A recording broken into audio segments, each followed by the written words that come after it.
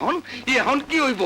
কাজী রহমত ধরা পড়ছে, ওই শালাই তো সবকিছু ফাঁস করে দিব, সব ধরা পড়বো।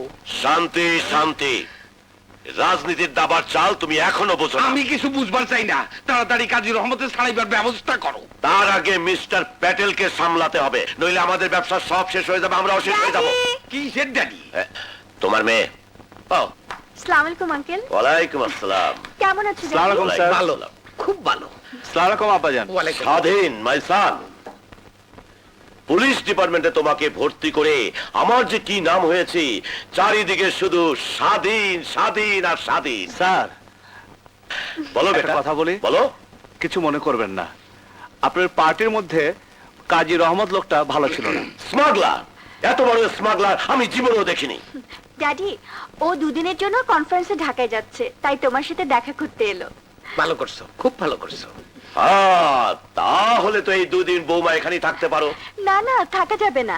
শুভকে শুভ দাদু এক দণ্ড না দেখে থাকতে পারে না। ও আচ্ছা আচ্ছা আচ্ছা, কিন্তু বাবার বাড়িতে এসে না খেয়ে তো আর যেতে পারবে না।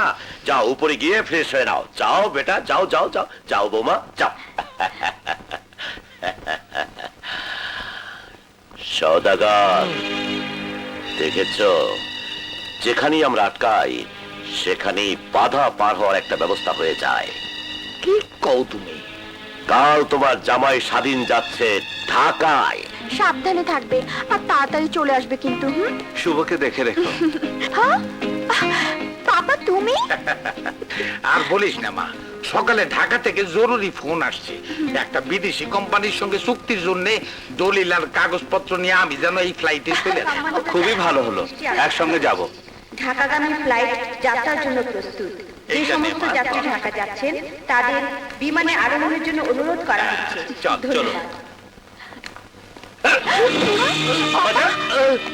আব্বাজান, আপনার কি হলো? না হয়েছে বাবা? কিছু না। ও আল্লাহ, পাপা এত শরীর খারাপ নিয়ে ঢাকায় যাবে? না গেলে আমার কোটি কোটি টাকা লস হয়ে যাবে। মিস্টার প্যাটেল এয়ারপোর্টে অপেক্ষা করবে। কাগজপত্রগুলো আমার কাছে দিন, আমি পৌঁছে দিব। হ্যাঁ। আপনি শুধু ওনাকে ফোনে বলে দিন বিমানবন্দরে যেন আমার সাথে দেখা করে। এই ব্যাগে সব কাগজপত্র আছে। ওঠো বাবা। লীনা, তুমি কিন্তু আব্বাজানকে একটা ভালো ডাক্তার দেখাবে। আমি কিন্তু খুব টেনশন থাকবো। এসো।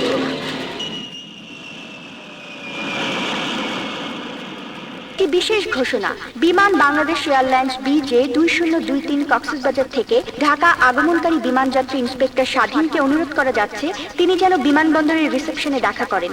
তার জন্য ঢাকা মেট্রোপলিটন পুলিশের সাব ইন্সপেক্টর খোকন ওয়েট করছেন। হ্যালো, আমি খোকন, আমি স্বাধীন। আমি আপনাকে নেবার জন্য এসেছি। চলুন sir. Excuse me, I am Mr. Patel from Bangkok. Oh yes, 1 minute. Okay, এই নিন, এই ব্যাগটা সওদাগর সাহেব আপনাকে দিয়েছে। Thank you very much. You most welcome. Thank you. আজ এই সম্মেলন খুবই গুরুত্বপূর্ণ, কারণ আমরা খবর পেয়েছি কিছু বিদেশি এজেন্ট দেশের ভিতর ঢুকে অস্ত্র গোলাবারুদ অবৈধ পথে এনে দেশটাকে ধ্বংস করে দিতে চাইছে। সরকারের ভাবমূর্তি ক্ষুণ্ণ করে দেশটাকে নরক বানাতে চাইছে। এর জন্য আমাদের সবাইকে সতর্ক থাকতে হবে। ইন্টারপোল থেকে আমাদের কাছে একটা ভিডিও পাঠিয়েছে, দেখবেন। এই সব লোকগুলো এখন এদেশে অবস্থান করছে। Jonathan Hearts, Robert Harrison, Richard Hedgy and mister Patel.